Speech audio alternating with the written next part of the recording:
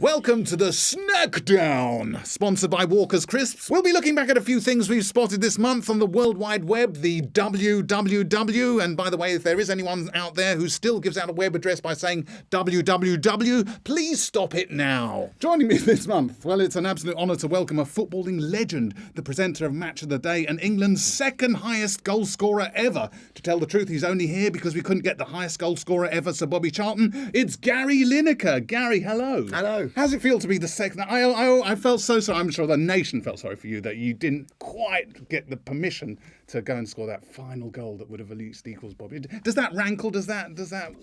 To be honest, until you mentioned it, I was just getting over it. Really? Yeah, that's why. We like a bit of edge, a bit of needle, yeah. And also joining me is a wonderful actor and stand-up star of Friday Night Dinner and Plebs. And I hope he won't mind me saying himself the son of a bit of a sporting legend, the commentator Jim Rosenthal. It's Tom Rosenthal. Welcome, Tom. Thank you very much. Does it really annoy you that people say, oh, it's the son of Jim Rosenthal? I wouldn't say really. I mean, he's a nice guy to have as a dad. That's a really touching memorial. I mean, no, he's brought a tear to my eye. He's a good guy, generally. No one really hates Jim Rosenthal. If it reassures you that I've always referred to Jim Rosenthal for 25 years as Tom Rosenthal's dad. I appreciate that. Ever since you were born. And also with us today, if Wikipedia had an entry for nicest person in showbiz, there'd be a picture of my final guest here. A very funny lady. She's the UK's second best female stand-up of Iranian extraction after Bobby Charlton. It's Shappy Khorsandi. I'm very nice to myself. I whoop myself. You whoop yourself. Are you a football fan, Shappy? Oh, I'm known for knowing what football is. Right. I went to a game once. The pitches are huge. The pitches are huge. Very You huge. have to run around a lot. It's Yeah. dreadful. I was like, oh, they're fit. That's what I thought for the whole time. Oh, they're fit. Right. Yeah. Yeah. In the sense of healthy. But I'm a big fan of your father's, Jim. Oh, what about Gary? You And not Gary, No, I'm I- a big fan of his father as well. Yeah. Welcome, Shappy. Welcome all of you. So, just to catch up, it's been quite a month since our last podcast, or vodcast if you're watching on the YouTube. Did you vote? A lot of the country did. That was, of course, the big story of the month. The build-up seemed to go on forever, but in the end, even though it looked neck and neck for a long time, Sweden won and they'll host Eurovision next year. The general election came and went. People voted. Presumably Gary himself put a cross in the box, though he may well say it was a shot. The final result was totally at odds with the opinion polls. Still, the opinion pollsters were keen to recover and must have been encouraged by their most recent poll that found that 73% of people still find opinion polls reliable, while the other 85% of people don't. Hey, what else? Yes, of course, joy abounded throughout the nation as we welcome a wonderful new arrival, tiny, unspoilt and vulnerable. Yes, Bournemouth won promotion to the Premier League. There's another footy joke. It's all for you, Gary. I'm so excited you're here. Can you tell? It's a beautiful I'm thing. trying all my footy jokes. That's it, though. I'm out. But now it's time to look at some things that caught our eye over on the WWW internet this month in Inside the Packet. And we really should get a voiceover person rather than me to do that. Yeah, it's been a bad month for Selfie Sticks as they're now banned from more and more theme parks, tourist attractions and sporting events. If you don't know what a selfie stick is, it's an extendable stick which allows you to take selfies, not to be confused with a joystick, a hockey stick or a dipstick, which is what you'll probably look like if you use one. So selfie sticks are on the way out. Are we sad about that? Gary, do you have a selfie stick? Funnily enough, no. No. You must have people coming up to you in the street, don't you, and going for the old selfie stick selfie? Funnily enough, you don't see many of them in the street, do you? I think I'd actually might refuse with the selfie stick thing. Would you? You would look better in the selfie, though, with the selfie stick. Maybe I wouldn't refuse. No, I would, yeah, but... Yeah. Because it's further away, presumably. They're a real personal. tourist thing, aren't they? You do them in countries where no one knows you. But the thing is, a selfie stick takes away that beautiful awkwardness of going up to a total stranger and going, excuse me, do you mind taking a photo of the two of us? Are you obsessed with new technology? I mean, do you... No, rubbish. No. Useless. Yeah. It never works for me. Right. It's just always just something wrong. I cannot now write... if I had to write a full page of A4 with a pen, I couldn't do it. I'd need an ox to help me plough across the. I just can't. I'm just so used to. I still write longhand scripts most Really? of the day. And all. Yeah. Right, match of the day scripts are written out longhand. Well, I'm not very good at that. typing thing takes me ages. I'm so much quicker when I write my God, than I typing, and then I wrong, and then I don't know how to send it to them and all that. So I basically write it all out, and then I give it to someone who Types it does all that. out. Wow. And my writing's hideous to read. That's like my terrible. My dad is like that. He Yeah, writes same. everything. Well, we're old school. We're old But school. He's so old school. I mean, he's older school He than doesn't me, I even think. know what an undo button is. Like on the computer. Oh, really? Honestly, I come went on. into his room once, and he was like furious at the computer, and he'd be like typing like that, and it transpired what had happened. He'd written a whole script, and then by mistake he'd highlight it all, and then just when you keep typing it just gets rid of it, and he didn't know. Oh, man. So he just started typing it all out again, like some sort of monk. Can I ask you a question? Go on. What's an undo button? No, seriously. I don't know. Control Z.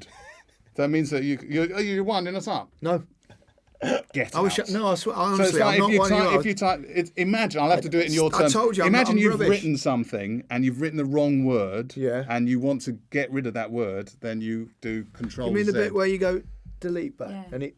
Yeah, but you can undo that. You can undo. I yeah. didn't know that till very recently. It's like Tipex So on a computer in a way. What, scraping Tipex off? So you can go to okay. My dad's Where's that 70 button? Then? and he knows Where is that everything. button? The little arrow back. It says and it's just- undo on it sometimes. Yeah, Yeah, That's a that's it if you giveaway. want. Or Control Z. Let me write this down. Yeah, we're right. But the thing is, if there's one thing that I would wish that you could have from technology and in real life, it would be a Control Z button for life. So imagine you said something, Yeah, you've done something, regrets. Control Z, Yeah. undo, bang, just move on like your dad just. Or just undo my dad. Right. Just get rid of that Undo guy. his mistake. Oh, I undo him from my life. But yours, Could I undo Bobby Charlton? one of the goals. That's a murder button. So easy. What about technology in general? Gary, you're a prolific tweeter, aren't you? So are you stuck with your phone glued to your hand the whole time? When I'm not doing much, if I've got a bit of time to kill, I might tweet a bit. Okay, it's hard though. I'm aware. That's why I could never. When I look at footballers, how the hell did they manage to go 45 minutes without checking Twitter? I couldn't do it. I couldn't Very be. difficult. Yeah. It's a disease. I have a disease, and I delete it from my phone sometimes. What, so Twitter? So I can get on with work or get on with changing my daughter's nappy, and then suddenly I'll just have to reinstate it quickly in a state of panic. It's an addiction. It's awful. So your phone is your best friend. Oh, I try not to be. I try not to let it be. I mean, the fact that it's not in this room right now makes my fingers itch. I know the dream, that nightmare of going out and you hadn't put your trousers on is now replaced with going out and you hadn't got your phone. For me, anyway. I went to the Sistine Chapel. Is that the end of the anecdote? Yeah, I've got other stories. I'm trying to impress people. I've got other anecdotes. We waited for ages. We queued. We had to lug a pram up and down all these stairs for hours. And I looked at the ceiling and Michelangelo's great work. And my boyfriend said, "You're thinking about what to tweet about this, aren't you?" And to my shame, I was. Tom, you strike me as someone who, we've worked together, and you seem to be able to talk to other human beings face to face. So, which is something I find hard. It implies that you actually do. I'm into conversations. I've always wanted to ask, Crying. right, how do you cope with the nerves of playing for your country? Do you ever think, I'm just going to collapse with nerves? I know I never got nervous. I quite like it. Never got Wow. nervous. No. I'm No, not just sure right. No. you'd make it to the top level if you But, could. but other footballers do, presumably. No, they were a mixture, aren't there? Some get nervous. I played with players that were trembling before the game, and then they're actually fine once they started and you're doing your stuff. Even taking penalties, really important penalties in World Cups and stuff. It's like quite a masochistic kind of You like it? pleasant Does it experience. make your mouth water and kind of... Well, it sort of makes you think this is the ultimate test of your nerve. Wow. So it's just like a chance What, you to mean show this off. isn't? The Walker's podcast isn't the ultimate test? Well, this is the second most. Yeah. I thing, collapsed behind the before World I Cup came penalty out here. shootout. Yeah. So also this month, a mum had a big hit on the internet, lip syncing her 4-year-old having a tantrum. I don't know if you saw that. Did you see that? Every time the kids screamed, the mum would lip sync, like you go, no, I don't want to. And the mum was, you're looking at me as if I'm crazy. But so you've not seen the video.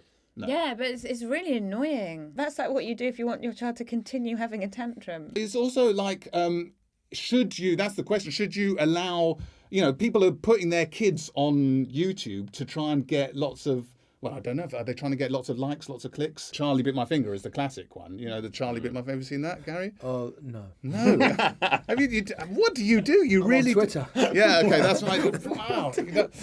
You have a life. I'm so impressed. What? Do you know what it is? Well, Is it just me? What do you do? You're the second top scorer for England. What have you done with your life? Charlie Bit My Finger. What have you done with your life? You've represented your country. You've scored 48 goals for your country, but you have never seen Charlie Bit My Finger. You should be ashamed of yourself. I, however, have seen Charlie Bit My Finger. And what happens? Well, what happens? Does he bite his finger? It's slight. The title gives away the punchline, but there's two kids. There's a toddler and a baby, and the baby bites the toddler's finger, and the toddler says, Charlie bit my finger to his parents. So that's it. So next up on Inside the Packet, it's been a big month for parody accounts on Twitter. For those of you who aren't on Twitter and do things like talk to other people in real life, a parody account is an account which pretends to be someone or something it obviously isn't. Could be a celebrity, could be Gary Lineker. But for me, the parody account of this month was at Paddy's Hat, which was created as soon as Paddy Ashdown on election night said if the exit poll was correct, he'd eat his hat. And someone rushed off. This is what I love about parody accounts. Someone's rushed off and created the account and started tweeting things, thinking it was a bit of a laugh. But even that person suddenly thought, what am I doing with my life? What is everyone doing with their life? He got 5,000 followers in 45 minutes. Do you follow any parody accounts? I do. I love following a pigeon called John the Pigeon. He's a London pigeon. Right. And the first tweet I ever saw of him just said, on a tube train, try not to panic. And he's got like this mate called Feral Pete, who's a bit of a roughneck pigeon. And right, like he's quite moralistic towards him, but he's quite left wing as well. Like he'll poo on a right wing politician. I follow him. That's one for the vodcast rather than the podcast. Yeah. There's one or two football ones that are quite funny. Which Boring James Mill one's quite funny. Oh yeah. The Wenger one's quite funny. Yeah. And what are you, Tom? I mean, I like a Twitter account called Coffee Dad. It's just a guy who just tweets like having a coffee. Genius. Genuinely enjoying a coffee, and it's like 40 or 50 tweets of just like nice coffee.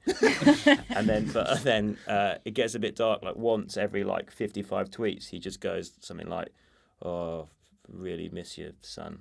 It's like the darkest. I absolutely love it because when you get that one, it's really funny. But mainly just there's a similar account to that too. I really like is at Boring Tweets. Do you know at Boring Tweets? So all he does is really boring. He tweets things like just texted Steve and things like, and it tweets like what he would choose on Countdown.